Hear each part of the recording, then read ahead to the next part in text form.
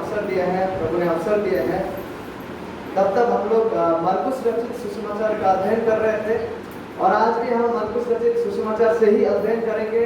यदि आपको याद होगा, हम लोग क्रम अनुसार मरकुस रचित सुसमाचार का अध्ययन कर रहे थे और जिस हिस्सा में आज हम आ पहुंचे हैं उसे हम मरकुस रचित 1 अध्याय 6 से लेकर 8 पदों में हम देख पाते हैं। तो आइए हम अपना बाइबल को खोलते हैं। मैं इन पदों को आपके लिए पढ़ना चाहूँगा और आप जो भी बाइबल का अनुवाद इस्तेमाल कर रहे हैं, कृपया इन पदों को जैसे जैसे मैं पढ़ रहा हूँ अपने अपने बाइबल से मैं फॉलो कीजिएगा। मरकुस रचित सुसमाचार 1 अध्याय 6 से लेकर 8 पद। प्रभु का वचन में यह लिखा हुआ है, यूहन्ना ऊंट के रोम का वस्त्र पहने और अपनी कमर में चमड़े का कटिबंध बांधे रहता था तथा टिड्डियां और वन मधु खाया करता था और वह प्रचार करता था, मेरे बाद वह आने वाला है जो मुझसे शक्तिमान है। मैं इस योग्य नहीं कि झुक कर उसके जूतों का बंद खोलूं।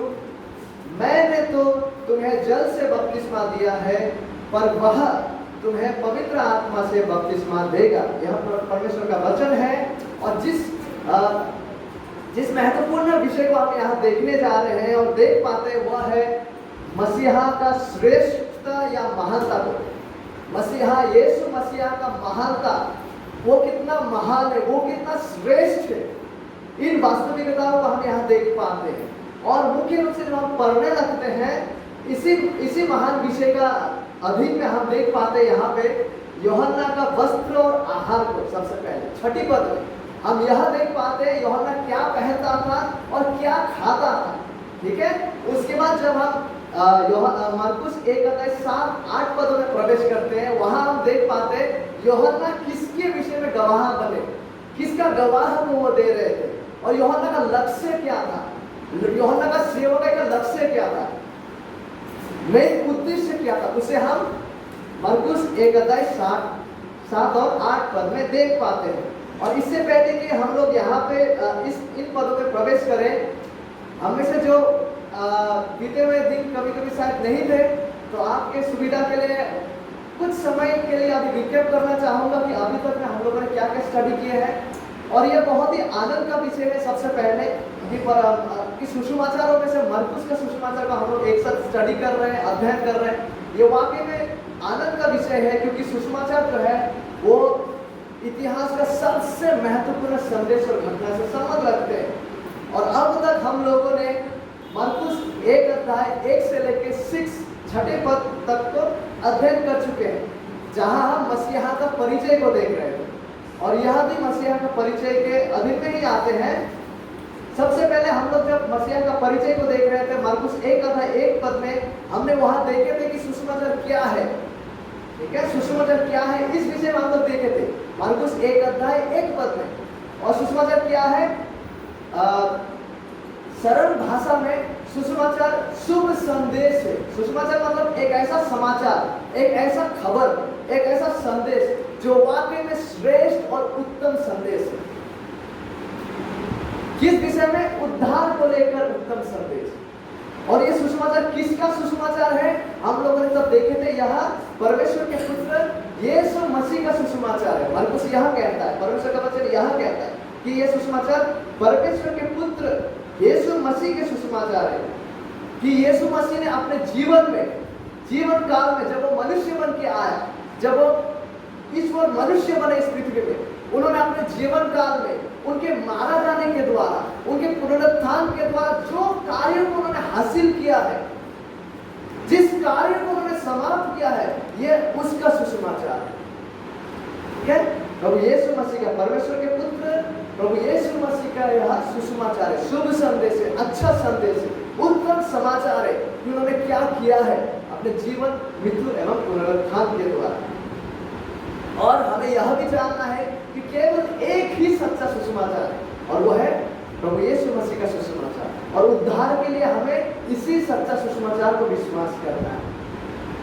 और उस समय हम लोगों ने ये भी जांचे थे अपने अपने जीवन में कि क्या हमने वाकई में इसी सुसमाचार को विश्वास किया है, क्योंकि हमारा अनंत जीवन इसी सुसमाचार के ऊपर निर्भर करता है।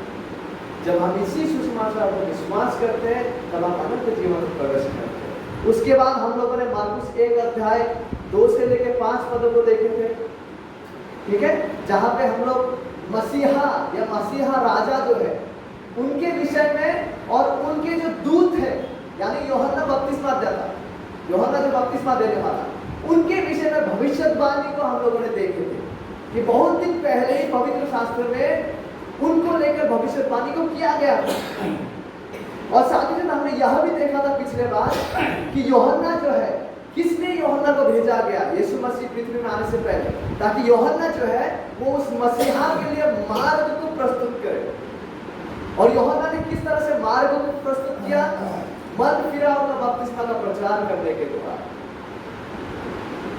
और आज हम मसीहा का परिचय में तीसरे भाग में आप पहुंचे, जहां इस महत्वपूर्ण विषय को आप देखने जा रहे हैं, जहां पे हम मुख्य रूप से मसीहा का, हमारा मसीहा राजा यानी कि यीशु मसीह का श्रेष्ठता, कि वो कितना सर्वश्रेष्ठ है, कितना महान है, इस महानता को हम यहाँ देखने जा रहे हैं। और साथ ही साथ हम यह भी यहाँ देख पाते हैं कि यूहन्ना जो बपतिस्मा देने वाला यूहन्ना है वो कितना दीन और नम्र व्यक्ति है, ठीक है। और जब मैं यूहन्ना का नाम का जिक्र करूंगा इस अध्ययन को करते समय, कृपया ये समझ लीजिएगा कि बात यहाँ पे यूहन्ना बपतिस्मा देने वाला का हो रहा है, यूहन्ना का सुसमाचार का लेखक का नहीं, ठीक है, कंफ्यूज मत हो जाइएगा। यहाँ पे जो बपतिस्मा देने वाला यूहन्ना था उसकी बात किया जा रहा है, ठीक है। तो आइए आरंभ करते हैं यूहन्ना का वस्त्र और आहार। यूहन्ना का वस्त्र मतलब जो वेशभूषा, जो जिस प्रकार का कपड़े वो पहनते थे और जिस प्रकार का खाना वो खाते थे, उसके बारे में जिक्र किया गया है मार्कुस 1 अध्याय 6 पद में हम देख पाते हैं। 6 पद का पहली भाग में हम प्रवेश करते हैं, ठीक है। लिखा हुआ है कि यूहन्ना जो है वो ऊंट के रोम का वस्त्र पहने।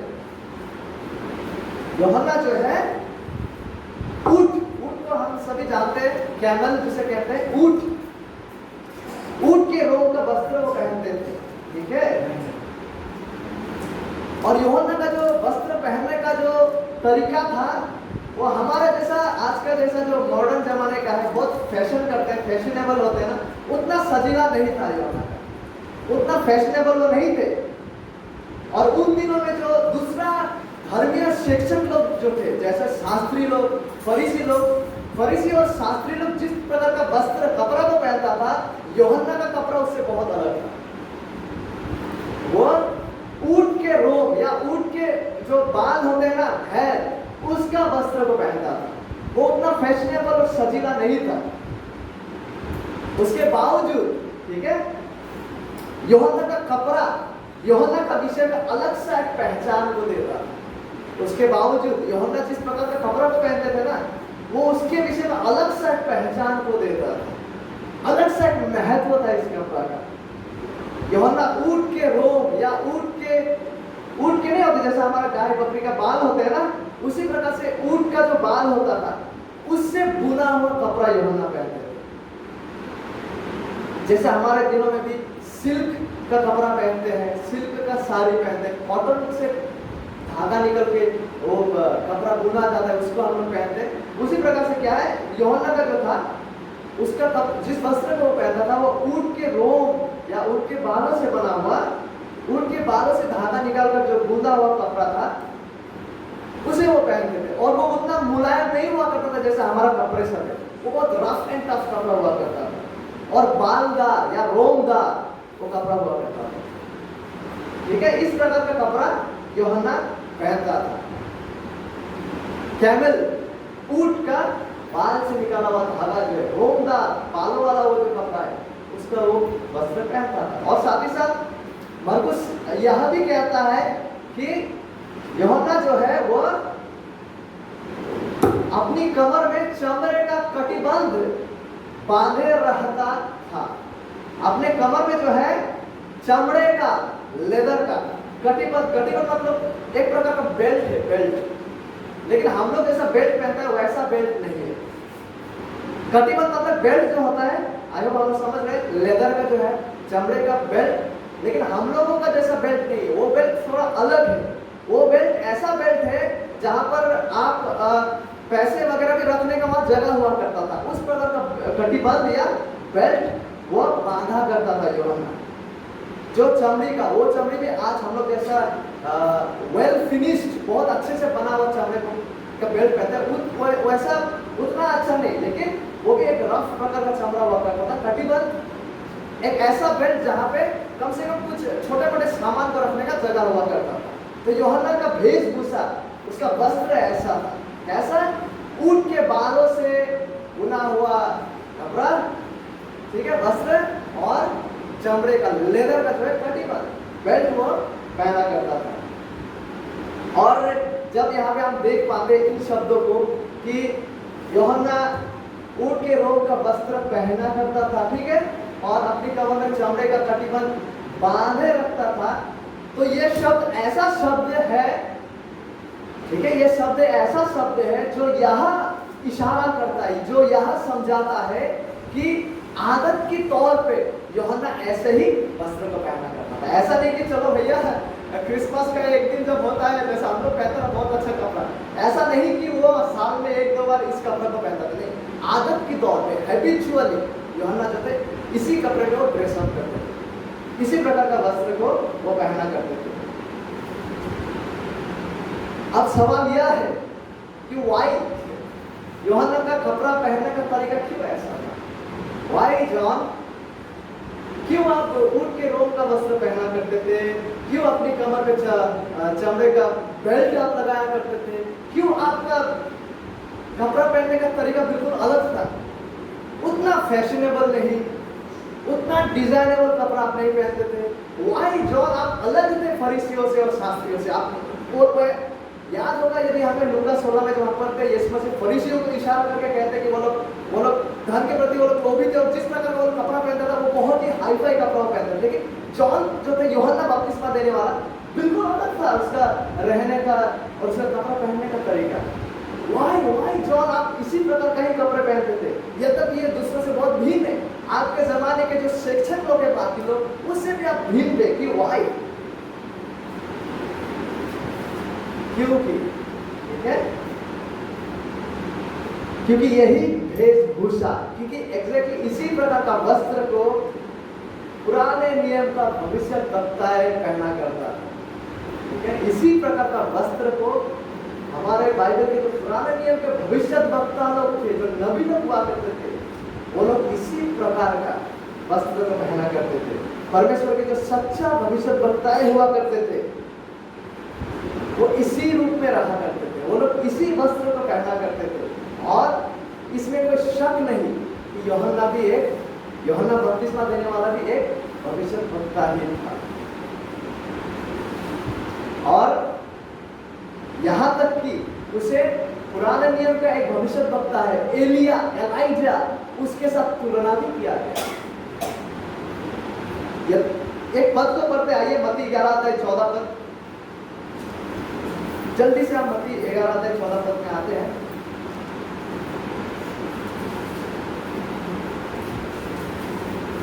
मैथ्यू चैप्टर 11 वर्स 14 लिखा हुआ है, यह यीशु मसीह कह रहा है, ठीक है, यीशु मसीह कह रहा है, किसके बारे में कह रहा है? यूहन्ना बपतिस्मा देने वाले के बारे में कह रहा है। और चाहे तो मानो कि एलिया जो आने वाला था वह यही है। यूहन्ना बपतिस्मा देने वाले के विषय में कह रहा है कि एलिया जो आने वाला था, यूहन्ना वही है, क्योंकि यूहन्ना भी एक भविष्यद्वक्ता ही था और उसे एलिया, आने वाला एलिया कहा जाता है, और उसे एलिया के साथ तुलना भी किया गया है। और बहुत ही इंटरेस्टिंग बात क्या है पता है? बहुत ही इंटरेस्टिंग बात यह है कि यीशु मसीह कह रहे हैं कि यूहन्ना जो है आने वाला एलिया वही है। और इंटरेस्टिंग बात यह है कि एलिया भी एग्जैक्टली ऐसा ही करता है, एलिया भी एग्जैक्टली ऐसे ही कपड़े पहना करता था। आइए पढ़ते हैं दूसरा राजाओं का 1 अध्याय 8 पद। पुराने नियम में हम पाएंगे दूसरा राजाओं 1 अध्याय 8 पद में मैं पढ़ना चाहूंगा आप सभी के लिए। लिखा हुआ है, उन्होंने उसको उत्तर दिया, वह रोवार मनुष्य था। देखिए यहाँ पे एलिया का संबंध में कहा जा रहा है, कह रहा है कि एलिया रोवार मनुष्य था। रोवार मतलब बालों वाला, जो बाल वाला वस्त्र पहनता था, रोवार, ठीक है, मनुष्य था, और अपनी कमर में चमड़े का फेटा बांधे हुए था। उसने कहा यह तिस्बी एलिया होगा, यह तिस्बी एलिया होगा। तो एलिया के संबंध में हम पुराने नियम में देख पाते हैं, वो भी रोवार वस्त्र पहनता था। रोवार मतलब जो बालों वाला, जैसे यूहन्ना पहना करते थे, और वो भी अपने कमर में फेटे बांधा करता था।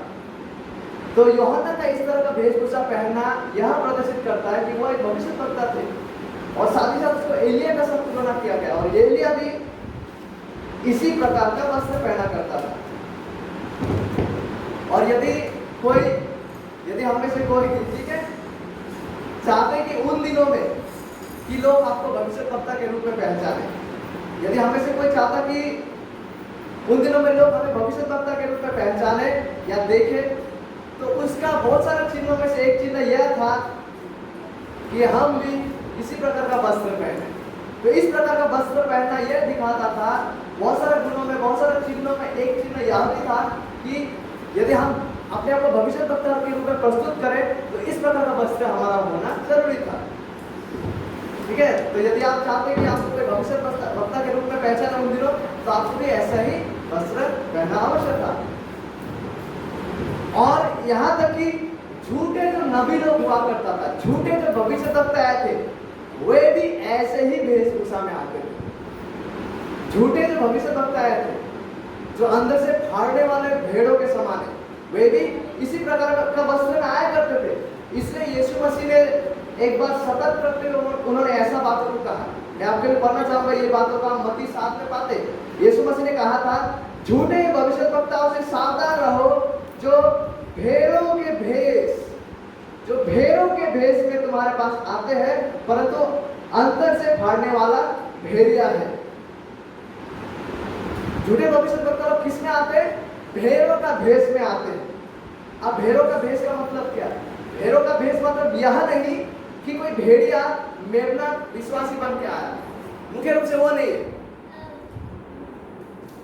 अक्सर हमें यही लगता है कि भेड़ों का भेष मतलब क्या है? कोई भेड़िया है जो मेमना की तरह बन के आया है, नहीं? हम लोग इसी को सोचते हैं, एक विश्वासी का जैसा वो बन के आया। लेकिन भेड़ों के भेष में आने का मतलब यह है कि ये झूठे भविष्यवक्ता लोग जो थे, वे भी भेड़ यानी कि मेमना मतलब आई होप शीप जो है, बकरी नहीं, लेकिन जो मेमना है, भेड़ा जिसको बोलते हैं, भेड़, ठीक है। तो ये झूठे भविष्यवक्ता लोग क्या करते थे? भेड़ों के भेष में लोग आया करते थे, लेकिन अंदर से फाड़ने वाला भेड़िया हुआ करते थे। अब भेड़ों के भेष में आने का मतलब ये नहीं कि एक लोमड़ी, एक भेड़िया मेमना के जैसा दिखते हुए दिखाई देके, विश्वासी के जैसा दिखाई देते हुए आ रहे ना। इसका और भी गहरा अर्थ यह है कि वो लोग मेमना जो है, ठीक है, भेड़े का ऊन का वस्त्र पहन के आता था, जो एग्जैक्टली रोम का वस्त्र हुआ करता था, आलो वाला वस्त्र हुआ करता था। वे भी अपने आप को एक भविष्यवक्ता के रूप में रोमदार कपड़े पहन के प्रस्तुत किया करते थे, क्योंकि वे स्वयं को भविष्यवक्ता के रूप में प्रस्तुत करना चाहते थे, ठीक है। तो इसीलिए वे लोग भी इसी प्रकार का वेशभूषा में आते थे। लेकिन यूहन्ना जो है, यूहन्ना बपतिस्मा देने वाला, वह एक सच्चा भविष्यवक्ता था। शास्त्र और प्रभु यीशु मसीह स्वयं उनके विषय में गवाह देते हैं कि वो सच्चा था। और जब हम आगे पढ़ते हैं, हम देख पाते कि यह यूहन्ना बपतिस्मा देने वाला जो था, वो किस प्रकार का खाना खाया करता था, ठीक है। मरकुस 6 पद का 3 भाग में आप देख पाते हैं, लिखा हुआ है, तथा यूहन्ना बपतिस्मा देने वाला जो है वो टिड्डिया और वन मधु खाया करता था। टिड्डिया और वन मधु खाया करता था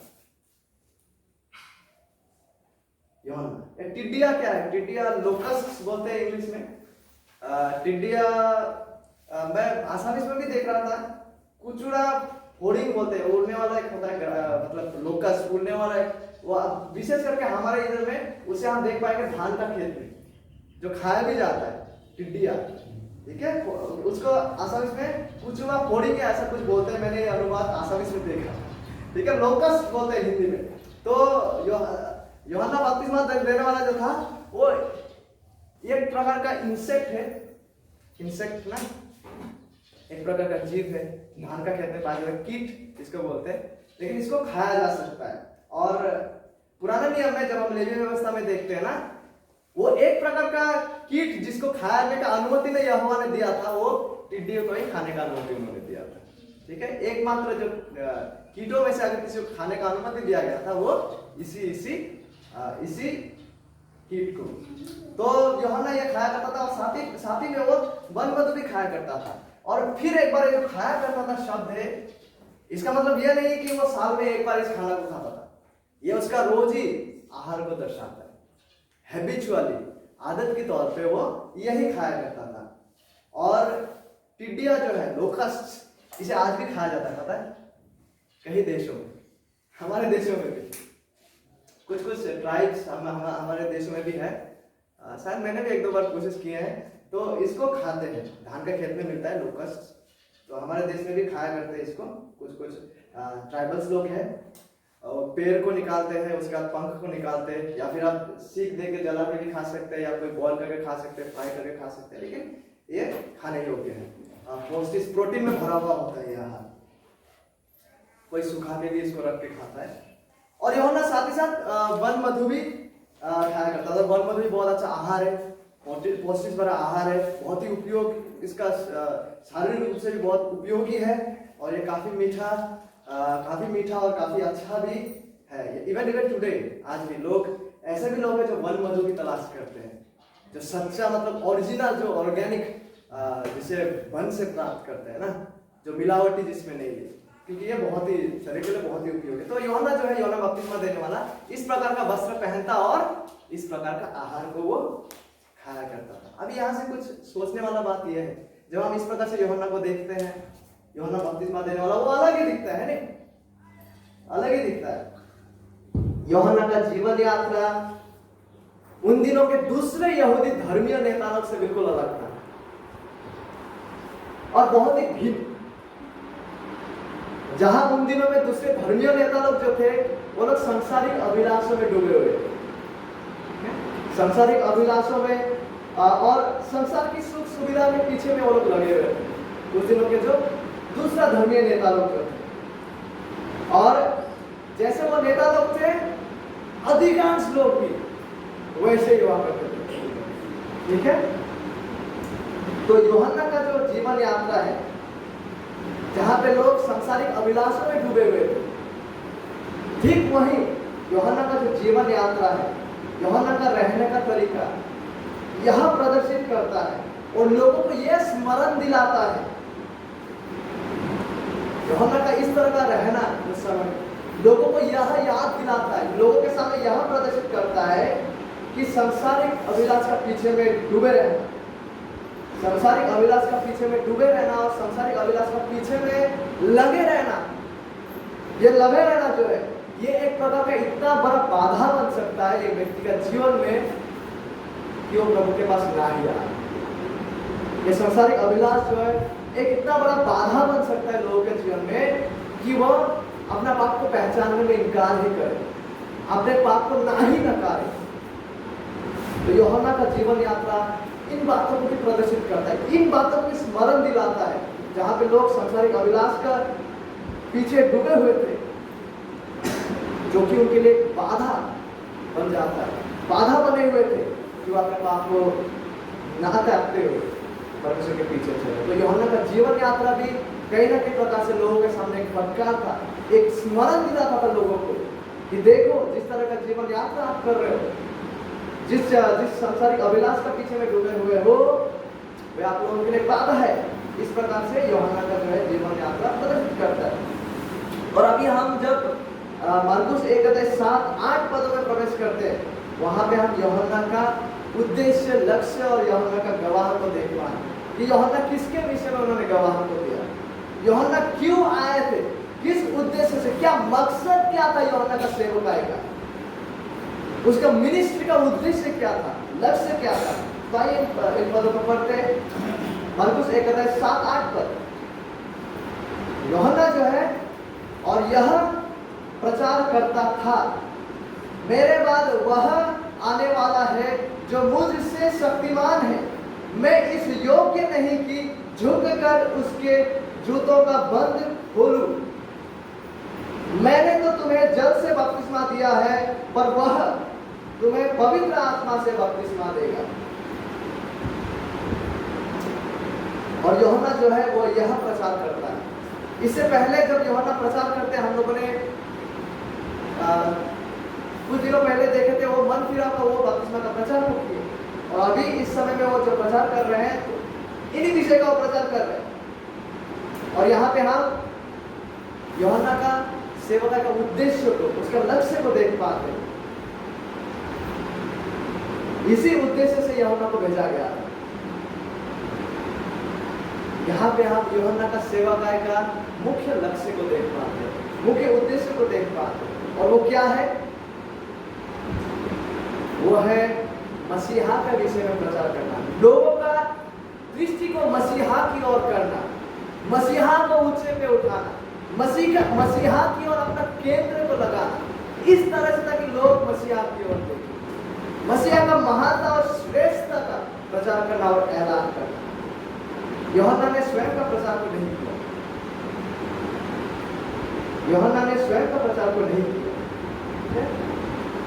परंतु एक जगह तो वो ऐसा भी कहता है, जब हम यूहन्ना का सुसमाचार, यूहन्ना जो प्रभु यीशु मसीह का प्रेरित भी था, जिन्होंने यूहन्ना का सुसमाचार को लिखा, उस यूहन्ना का सुसमाचार का जब हम पढ़ते हैं 3:30 पद में, वहां तो ऐसा भी यूहन्ना कहते हैं, ये बपतिस्मा देने वाला यूहन्ना कहते हैं, अवश्य है कि वह बढ़े और मैं घटूं, अवश्य है कि यीशु मसीह बढ़े और मैं घटूं, वो कह रहा है। यूहन्ना इसी उद्देश्य से आया था, प्रभु यीशु मसीह का महानता को प्रदर्शित करने के लिए, लोगों के सामने प्रभु यीशु मसीह का श्रेष्ठता को दिखाने के लिए, लोगों का दृष्टि को इस मसीहा की ओर मोड़ने के लिए, इस मसीहा के लिए अपना मार्ग, लोगों का मार्ग को, लोगों का जीवन यात्रा को इस मसीहा का मार्ग में लाने के लिए। और यूहन्ना यह प्रचार करता था। और ये जो प्रचार शब्द है, जिस प्रचार को यूहन्ना कर रहा था, यह प्रचार जो है, इसका मतलब है वाक्य में घोषणा करना, ऐलान करना, किसी की और केंद्र को रखकर घोषणा करना, किसी को ऊंचे पे उठाकर ताकि लोग देख सके, उसका ऐलान करना, उसका घोषणा करना, उसका प्रचार करना। और वो कौन है? उसमें मसीहा, प्रभु यीशु मसीह। यूहन्ना का सेवक का मुख्य लक्ष्य यही था कि प्रभु यीशु मसीह का प्रचार करें, प्रभु यीशु मसीह का श्रेष्ठता को लोगों के सामने दिखाए ताकि लोग देख सके। यूहन्ना का सेवक का मुख्य केंद्र ही था यह मसीहा राजा प्रभु यीशु मसीह। और यूहन्ना यह प्रचार करता था, क्या? मेरे बाद वह आने वाला है, मेरे बाद वह आने वाला है। यूहन्ना प्रचार कर रहा है, क्या प्रचार? मेरे बाद वह।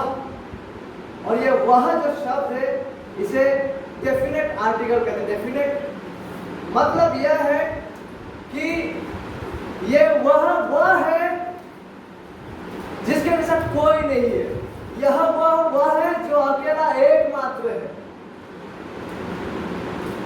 इस प्रकार का वजन को दिया गया इस वह शब्द में। तो कौन है ये वह जो आने वाला है? जो आने वाला वह है, वो एकमात्र वह है, वो एकमात्र मार्ग, सत्य और जीवन है, वो एकमात्र उद्धार करता है, वो एकमात्र वह है जो हमारे पापों के लिए मारा गया और पुनरुत्थित हुआ। वो एकमात्र वही है जिस पर विश्वास करने के द्वारा अपने पापों से क्षमा, अनंत जीवन और उद्धार मिलता है। यह वह है, इसका जैसा कोई नहीं है। ये अपने श्रेणी में अकेला ही एकमात्र उद्धार करता है। और यूहन्ना कहता है, मेरे बाद वह, the one and only, the one आने वाला है, जो आ रहा है, जो राह में है। यूहन्ना कहता है, जो मुझसे शक्तिमान है। यहाँ पे केवल शारीरिक बल का बात को नहीं किया गया, वरन वो जो सच में महान है, वह जो सच में सर्वश्रेष्ठ है। यह शब्द ताकत, बल, महानता, श्रेष्ठता को प्रदर्शित करता है। कौन सा शब्द यहाँ पे जो उपयोग किया गया कि वह जो मेरे बाद आने वाला है, जो मुझसे शक्तिमान है। शक्तिमान मतलब सर्वश्रेष्ठ, महान, अति महान, ताकतवर, बलपूर्ण, इन बातों को यह दर्शाता है। और वह मसीहा जो यूहन्ना के बाद आने वाला है, जो यूहन्ना से भी शक्तिमान है, वो कितना शक्तिमान है? कितना शक्तिमान है वो इतना शक्तिमान है कि वो स्वयं ही यहोवा है। वो इतना सर्वशक्तिमान है कि वे प्रभुओं का प्रभु है। वो इतना महान है कि वो राजाओं का राजा है। वो इतना महान है कि वो स्वयं परमेश्वर सृष्टि करता है। वो इतना महान है, वो स्वयं मसीहा और राजाओं का राजा यीशु मसीह। वो इतना महान है जिसका महानता का वर्णन करने के लिए हमारा इंसानी शब्द कम पड़ जाए। वो इतना महान है जिसको सिंहासन पर विराजमान देखते हुए यशायाह अपने आप पर अभिशाप का घोषणा करता है। वो इतना महान है जिसका दृश्य को देखकर यीशु मसीह का जो प्रेरित यूहन्ना है, प्रकाशित वाक्य में वो मृतक के समान पड़ जाते हैं। वो इतने महान है जिनके शब्द के ताकत से पूरा ब्रह्मांड टिका हुआ। वो इतना महान है जिससे कुछ भी छिपा हुआ है। वो इतना महान है जिनके नियंत्रण के बाहर कुछ भी नहीं है। वो इतना महान है जिनके बगैर जो सृजा गया कुछ भी सृजा नहीं गया। वो इतना महान है, इतना सर्वशक्तिमान, इतना श्रेष्ठ। प्रभु पवित्र आत्मा हमारे आंखों को खोले, हृदय के आंखों को खोले, यीशु मसीह का महानता को देख पाने के लिए, यीशु मसीह का योग्यताओं को समझ पाने के लिए, यीशु मसीह के गुण और चरित्र को समझ पाने के लिए। और जब कोई व्यक्ति वाकई में अपना हृदय की आंखों से देख और समझ और परख पाते कि वह वाकई में कौन है, हम वो दृश्य को देख पाते क्या होता है यूहन्ना के साथ, यूहन्ना बपतिस्मा देने वाले के साथ। और पतरस ने जब ये अनुभव किया, पतरस ने क्या बोला? प्रभु मुझसे दूर हो जा, मैं पापी व्यक्ति हूं। प्रभु आज हमें सहायता करे इस मसीहा का महानता को समझने के लिए, इस मसीहा का श्रेष्ठता को उपलब्ध करने के लिए, इस मसीहा का राजकीय गुण प्रभुत्व को समझने के लिए, और साथ ही साथ यह भी कि हम कौन हैं। और प्रभु हमें सहायता करे कि मसीहा का योग्यताओं को समझते हुए जिस प्रकार से उन्होंने पुकारे हैं हमें उसके पीछे चलने के लिए, हम उसे योग्य जानकर अपने आप को उनके प्रभुत्व में समर्पित करते हुए हम उनके पीछे चले, उनका आराधना करते हुए, उनको प्रेम करते हुए। वो इतना महान है, इतना महान है कि यूहन्ना कहता है कि मैं इस योग्य नहीं कि झुककर उसके जूते का बंद खोलूं। वो इतना महान है, जब यूहन्ना ने इस वास्तविकता को उपलब्ध कर पाया, उन्होंने बोला मैं इस योग्य नहीं कि झुककर उसके जूते का बंद खोलूं।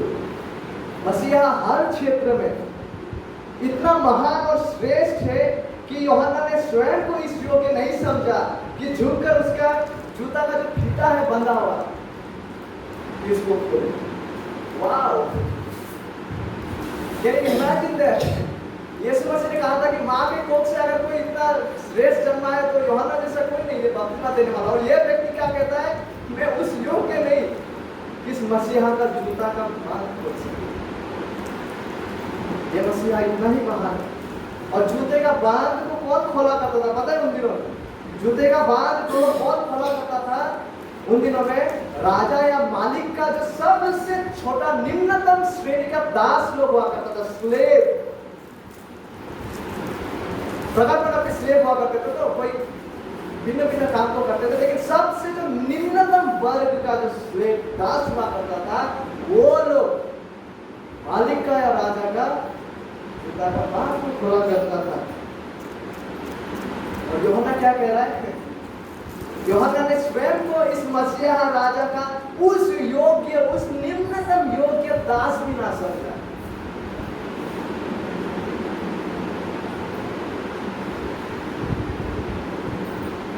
यूहन्ना कहता है,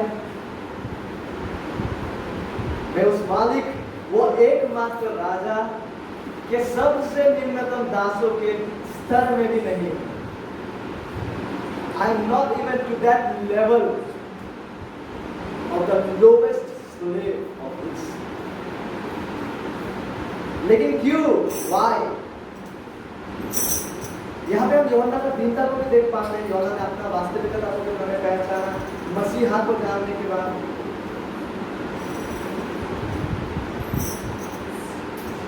क्यों करके वो मसीहा हमसे और यूहन्ना से अनंत रूप से इतना महान है, अनंत रूप से श्रेष्ठ है? क्यों करके ऐसा है?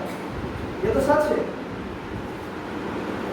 और यूहन्ना स्वयं को इस मसीहा राजा के साथ तुलना करते हुए आगे कहता है कि क्यों ये मसीहा इतना श्रेष्ठ है। उसका एक कारण को देता है। बहुत सारा कारणों से यूहन्ना केवल एक ही बातों का जिक्र यहाँ करता है कि why he is so exalted, क्यों हमारा यह मसीहा राजा इतना महान, इतना सर्वश्रेष्ठ है। उसका केवल एक ही कारण देता है। ठीक है, सकारात्मक रूप से। और वो क्या है?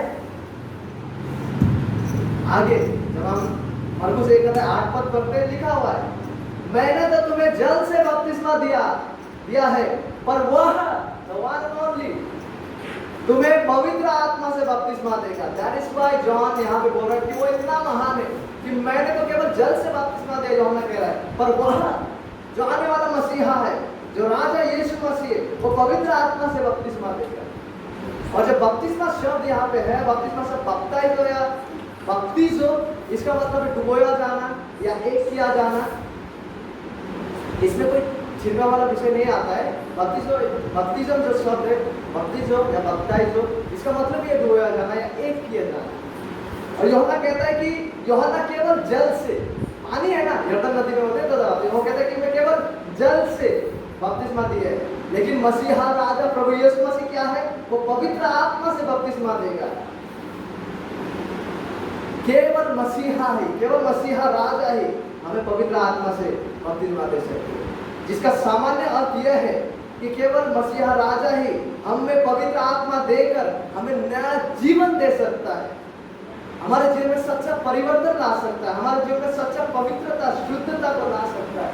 जॉन केवल बाहर से वो कर सकता है, पर only God man Jesus Christ एक इंसान का जीवन को परिवर्तन कर सकता है, उसको आत्मिक मृत्यु का स्थिति से जीवित कर सकता है। पवित्र आत्मा द्वारा बपतिस्मा दिया जाना परमेश्वर के द्वारा हमें नया जन्म का, उद्धार का महान कार्य को दर्शाते हैं। और यह जो प्रतिज्ञा है, ये जो बातें हैं, ये जो घोषणा, जो प्रचार को जो यूहन्ना कर रहा है, इसका प्रतिज्ञा को हम पुराने दिनों में से ही पाते हैं, जहाँ पे परमेश्वर ने यह प्रतिज्ञा को किया था, क्योंकि मसीहा स्वयं परमेश्वर है। आइए उन पदों को पढ़ते हैं कि यह नई वाचा का प्रतिज्ञा है।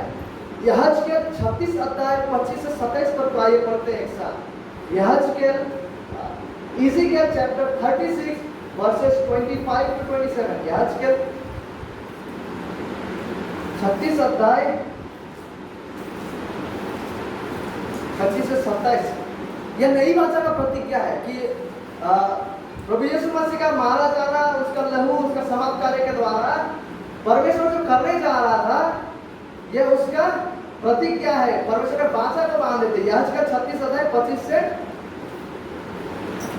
27 में पढ़ना चाहूंगा, कृपया सुनिएगा। यहोवा यह प्रतिज्ञा करता है, मैं तुम पर शुद्ध जल छिड़कूंगा और तुम शुद्ध हो जाओगे, और मैं तुमको तुम्हारी सारी अशुद्धता और मूर्तों से शुद्ध करूंगा। मैं तुमको नया मन दूंगा और तुम्हारे भीतर नई आत्मा उत्पन्न करूंगा, और तुम्हारी देह में से पत्थर का हृदय निकालकर तुमको मांस का हृदय दूंगा। मैं अपनी आत्मा तुम्हारे भीतर देकर, प्लीज नोट, यहोवा का यह प्रतिज्ञा है, मैं अपना आत्मा तुम्हारे भीतर देकर, 27वां पद, ऐसा करूंगा कि तुम मेरी विधियों पर चलोगे और मेरे नियमों को मानकर उनके अनुसार करोगे। यह परमेश्वर का प्रतिज्ञा है कि वो अपने आत्मा को देकर इस उद्धार का कार्य को करेगा यीशु मसीह का समाप्त कार्य के द्वारा। और यूहन्ना हमसे कहता है कि वो केवल बाहरी रूप से बपतिस्मा दे सकता है, बट यह मसीहा जो है हमें अंदर से उसकी आत्मा देकर हमारे जीवन को बदल सकता है, हमें उद्धार प्रदान कर सकता है, हमें शुद्ध कर सकता है, हमें पवित्रता में बना सकता है। और इन्हीं बातों को फिर एक बार दोहराते हुए कि किस प्रकार से पवित्र आत्मा के द्वारा हम धोए जाकर नया जीवन, नया जन्म को पाते हैं, इन बातों को दोहराते हुए पौलुस तीतुस के पत्री में ऐसा कहते हैं। तीतुस 3 अध्याय 5 से 7 तक आइए जल्दी से पढ़ते हैं। तीतुस 3 अध्याय 5 से 7 तक। ओके, तीतुस 3 अध्याय 5 से 7 पद। तीतुस 3 अध्याय 5 से 7 पद। तो उसने हमारे उद्धार किया, ठीक है, और यह धर्म के कामों के कारण नहीं जो हमने आप किए, पर अपनी दया के अनुसार नए जन्म के स्नान और पवित्र आत्मा के हमें नए बनाने के द्वारा हुआ। पवित्र आत्मा के हमें नया बनाने के द्वारा हुआ हम उद्धार पाए। 6 पद, जिसे उसने हमारे उद्धारकर्ता यीशु मसीह के द्वारा हम पर अधिकाई से उंधेला, जिससे हम उसके अनुग्रह से धार्मिक होकर अनंत जीवन की आशा के अनुसार वारिस बने। आओ कि किस प्रकार से ये हुआ? जिसे उसने हमारे उद्धारकर्ता यीशु मसीह के द्वारा हम पर अधिकाई से उंधेला। किसे? पवित्र आत्मा को, जिससे हम उसके अनुग्रह से धार्मिक ठहरकर, निर्दोष ठहरकर अनंत जीवन की आशा के अनुसार वारिस बने। यूहन्ना हमसे कहता है कि यह आने वाला जो मसीहा है वो इतना सर्वश्रेष्ठ, इतना महान है कि यूहन्ना खुद उसका जूता खोलने का लायक नहीं, योग्य नहीं।